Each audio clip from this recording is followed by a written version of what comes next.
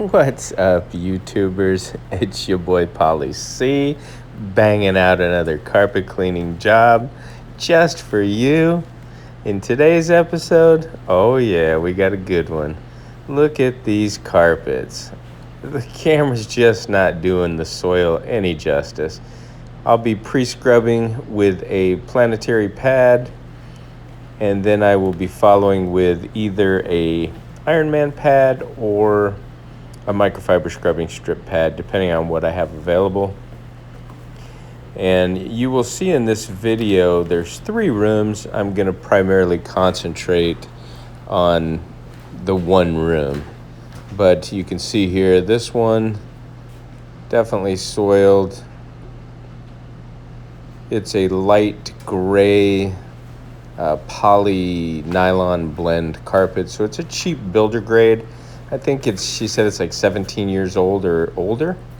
I'm going to be using simple end cap, and the reason that I'm using simple end cap, normally I would use something more aggressive, Green Dragon or Awesome End Cap, but she had these carpets cleaned, believe it or not. Look at that beautiful backyard, my goodness. She had these carpets cleaned already, and the guy, I guess she said it was really soapy and foamy, and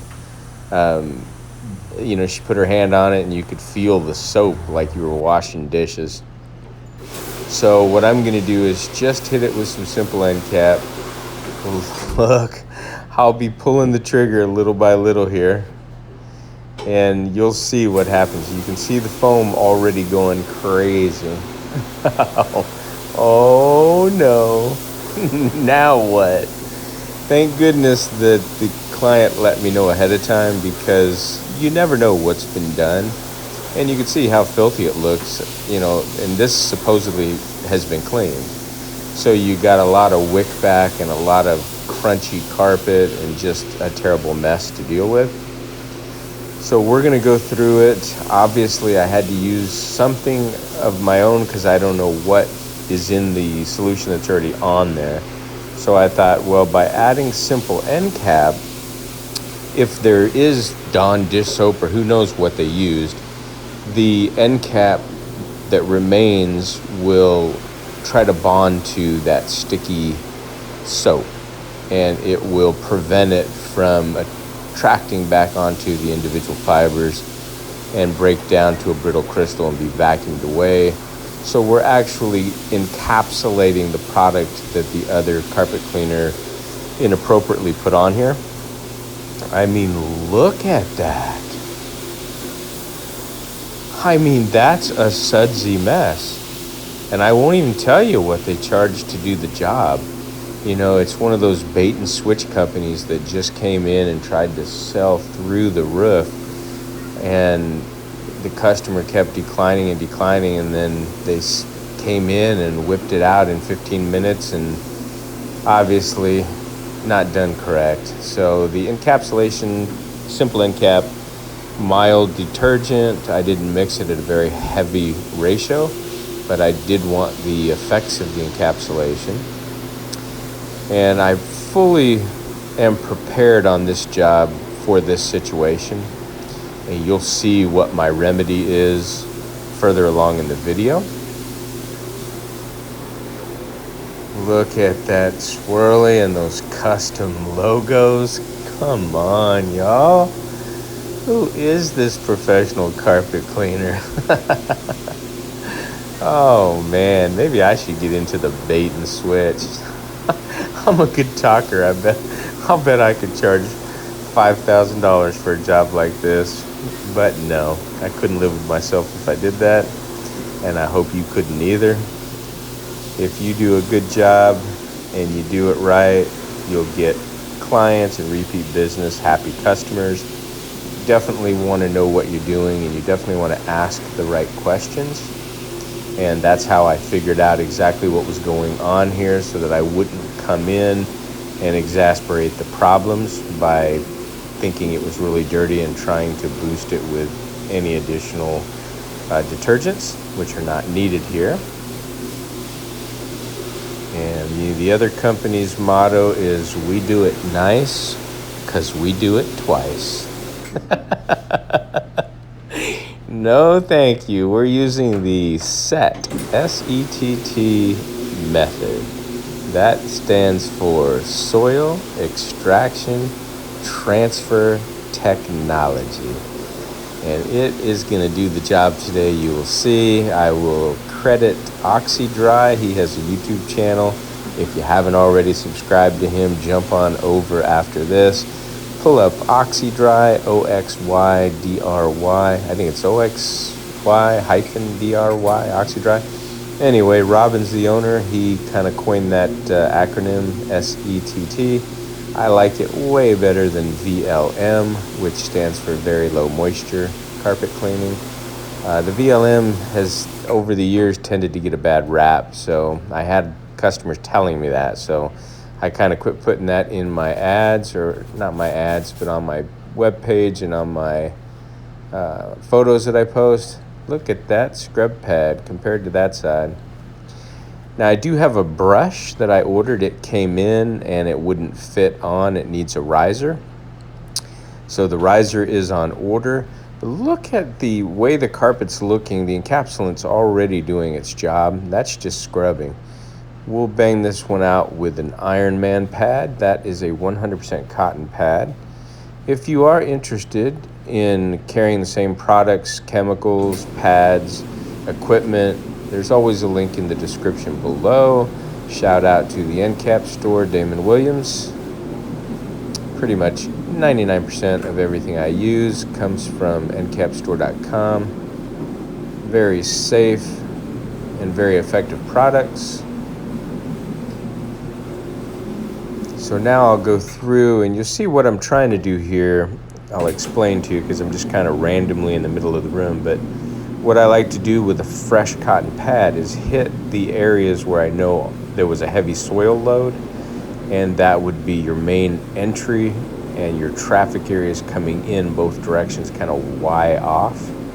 If you're standing in the room with me, you could see the natural distortion or wear patterns where they had a bed and where they continued to walk through. So you want to make sure you're getting all that soil out of there. You'll also notice I am not pulling the trigger on the shower feed. I am simply mopping up all of the simple end cap that I put down, as well as probably a large majority of the product that the other carpet cleaning guy used.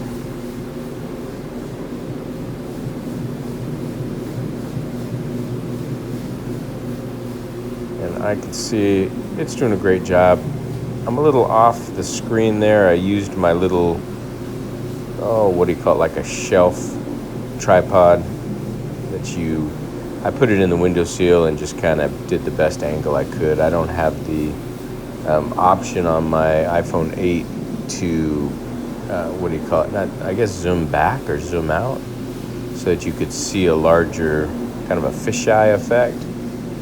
But you get the point. You'll see as I go along, I'll get back in that one area, but you can see it is coming out just fantastic.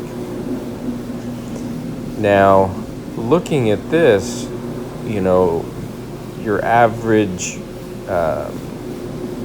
low moisture carpet cleaner might just go through this doing the process that I'm doing here and then just, groom it or post vac it and walk away.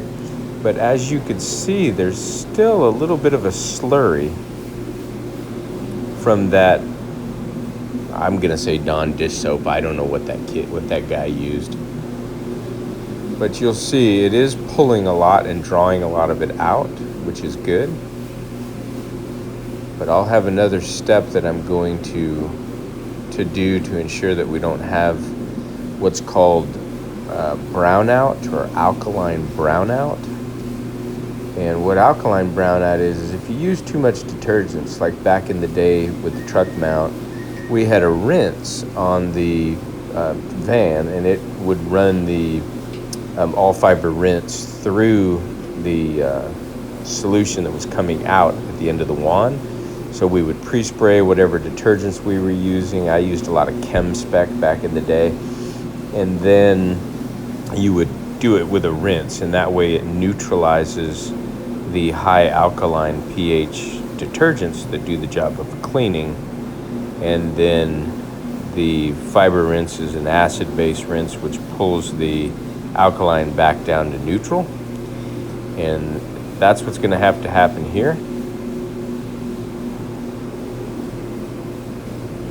We're definitely going to neutralize these carpets when I'm done. There are some areas on here, as you could see, again, 17-plus-year-old carpet, very, very distorted, lots of, looks like furniture damage or patterns in the carpet where maybe somebody slid furniture without sliders and it just gouged the yarns. Like in through the middle, you could see there are also some apparent burns. I don't know what exactly. It looks like there were hot plates or something that was set in a couple of these rooms. So you'll see that, but those spots in the middle there, they should come out. They should clean right up. I think they're just indentions and shadows.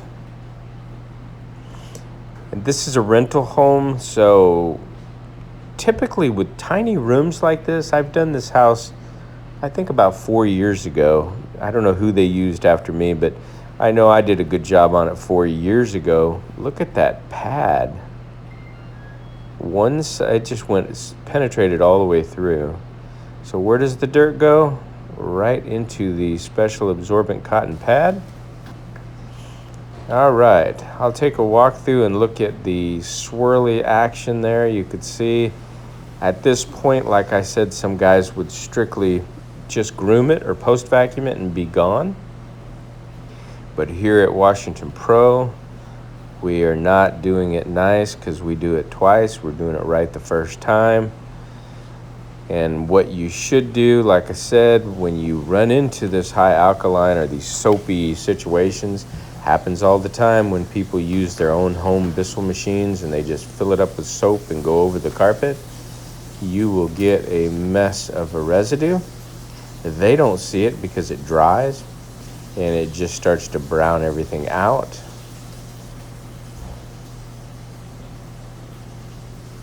You can see that all the rooms have been completely gone through with the scrub pad and the pad. And now the simple end cap was used, but now we're going to neutralize everything with citric acid. This is, I think it's called Mallard's citric acid, a 5-pound bag you can buy on Amazon. It's a food grade citric acid. I sometimes use a little teaspoon and mix it in my cranberry juice to make a fizzy drink. So 100% safe, and the simple end cap, is EPA approved, plant-based. Nothing can harm you with what I'm doing today. I'm not sure about the previous carpet cleaner, but we're going to take care of that today. Now I'm going to mix the citric acid pretty heavy. I have the citric acid in an old Green Dragon empty jar. And I'm using the Green Dragon scooper, which is 2 ounces. So I'll put 4 ounces in there. Anyway, it dissolves really quickly. You want to put the lid back on or the trigger sprayer. Give it a good shake, let it dissolve. You won't see any powder left on the bottom. And then citric acid, because the way it activates, it does create that effervescent fizz, kind of like carbonated water. So I always unscrew it, air it out, and then screw it back on. That allows the bottle to kind of pop back into shape. And this is a Zepp, I think it's a 40 ounce or 50 ounce sprayer.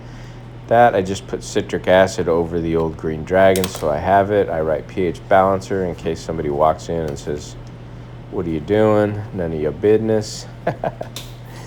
All right, so I'm just going to use the trigger sprayer. I have a 1 gallon or I have my work sprayer, but for this, I'm just going to mist it real good. That is one of the nice things with the new Zepp 40 or 50 ounce instead of the smaller 32 ounce spray bottles. They're a little bit bigger. They have a larger opening on the top. They seem to work great. I just wish that they weren't that soft plastic because they kind of concave under the pressure. If it was a harder, more durable plastic, the bottle would be top notch. Excuse me, got the hiccups.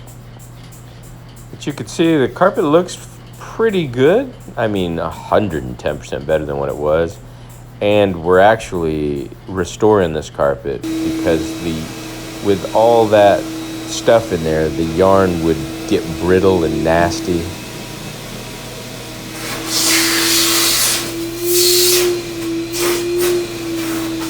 Hear that suction? That's a 2-stage vac. Oh yeah.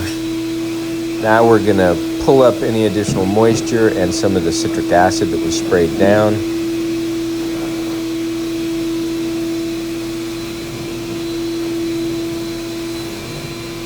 And I still find myself pulling the trigger on my backstrokes. I'm telling you, old habits are just so hard to break. And you can see there's no water line hooked up to this, so I'm not doing a hot water extraction. I'm simply using this tool to extract the moisture that's in there. We don't need to add any more water to the situation.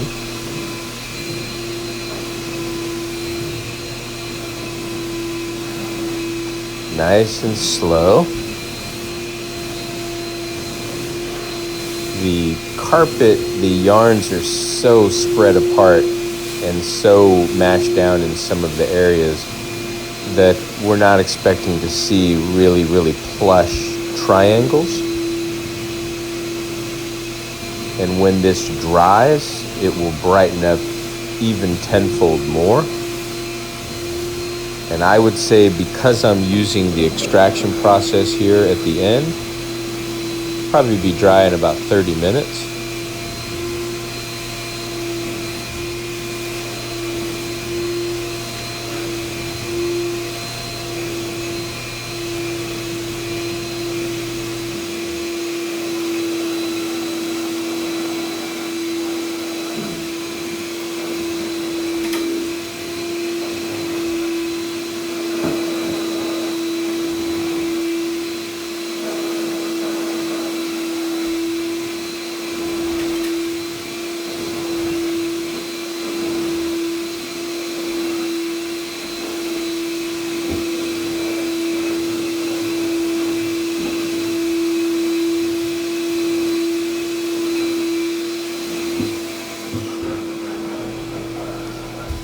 Looking good.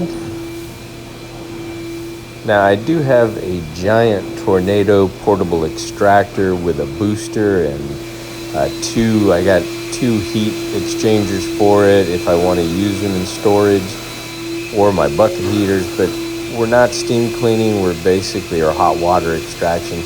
We're basically doing our soil extraction technology, but because of this situation and having to do a post-citric acid pH balancing neutralization service here, at no additional charge, I might add. I'm a very nice guy. I did want to bring in the wand. I like to use this wand and the high-powered shop vac when I do area rugs now. And you can go back a couple of videos where I did, I think, a demonstration of that on the area rugs. That way I'm doing it in home. I'm not taking them to a spa. So I can lay the solution down very, very heavy. I don't have to worry about using 5 or 6 pads to absorb it up. I go over it, I scrub it, and then I do the pad capping, and then I hit it with the wand and suck all the water out. This is before. Keep in mind, you're looking at a 17-year-old, highly damaged yarns and fibers, but look at that. And when that fully dries, that's the after shot. The drying process obviously brightens everything up. I don't have all day to stay here to take a finished photo of when it is dry, but you get the idea. Check it out. Here's another before and after. Let me know what you guys and gals think in the comments. What about this job? What about the method? Do you like the acronym SETT, Soil Extraction Technology? Oh yeah, this is the after product here. And if you haven't already subscribed, please consider doing so. Here's the before on the third rim. And in the center of this, I'll show you in the final photo, whatever hot plates or whatever they did, everything else around it comes out. But you'll see right there, those are burns from the hot plate. But check it out, looking good. That'll do it for today's episode. I'm on a short lunch break. I wanted to get this posted up for my many subscribers and viewers. And until next time, I'll see you in the next one.